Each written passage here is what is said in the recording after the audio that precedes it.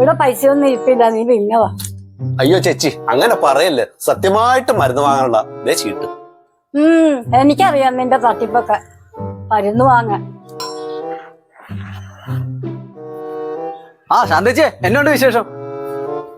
എന്റെ ദാസപ്പ, നിനക്ക് ഈ വഴിയൊക്കെ ഓർമ്മയുണ്ടോടാ? എന്നാ നെഞ്ചത്തടിച്ച വർത്താന ചേച്ചി പറയണേ. അല്ല, ഇതാരും ഉറുമീസ് ചേട്ടനാ? നിങ്ങൾ പതിവ് തട്ടിപ്പിന് ഇറങ്ങിയതല്ലേ? നിങ്ങൾ നന്നാവൂല മനുഷ്യ. എടാ ദാസപ്പ, കാശില്ലെന്ന് പറഞ്ഞിട്ട് ഇങ്ങനെ പോണില്ല, നീ ഒന്ന് പറഞ്ഞു വിട്. എന്റെ അടുത്ത് ഇങ്ങേരെ തട്ടിപ്പൊന്നും ചെലവാവില്ല. ചേച്ചിയെ പോലുള്ളവരാ ഇങ്ങേരെ പോലെയുള്ള ഉടായ്പകളൊക്കെ വഷളാക്കുന്നത്. സുഖമില്ല, മരുന്ന് മേടിക്കാനോ ഭക്ഷണം കഴിക്കാനോ എന്ന് പറഞ്ഞാൽ ഞാൻ കൊടുത്തു പോവും. ഇങ്ങനെ ഇരന്ന് വാങ്ങുന്ന പൈസ ഉണ്ടല്ല, ഒരു ഉളുപ്പുമില്ലാതെ ബാറിലും ബിവറേജിലും കൊണ്ടുപോയി കൊടുത്ത് കുടിച്ച് കോണം തെറ്റി പുഷ്പുള്ളായി നടക്കല ഇങ്ങേരുടെ കലാപരിപാടി. നീ എല്ലാരെയും ഉപദേശിക്കുന്ന ആളല്ലേ, ഇങ്ങനെയും കൂടെ ഒന്ന് നന്നാക്കും.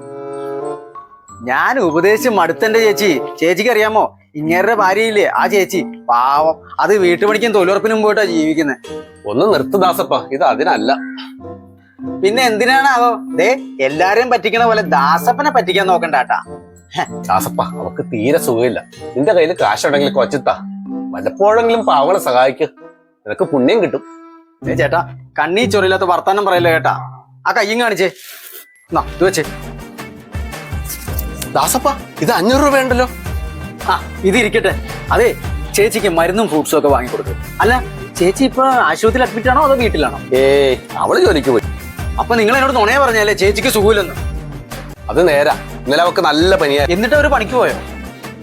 ആ, അവളൊരു പാരാസെറ്റമോൾ കഴിച്ച് തൊഴിലുറപ്പിന് പോയി.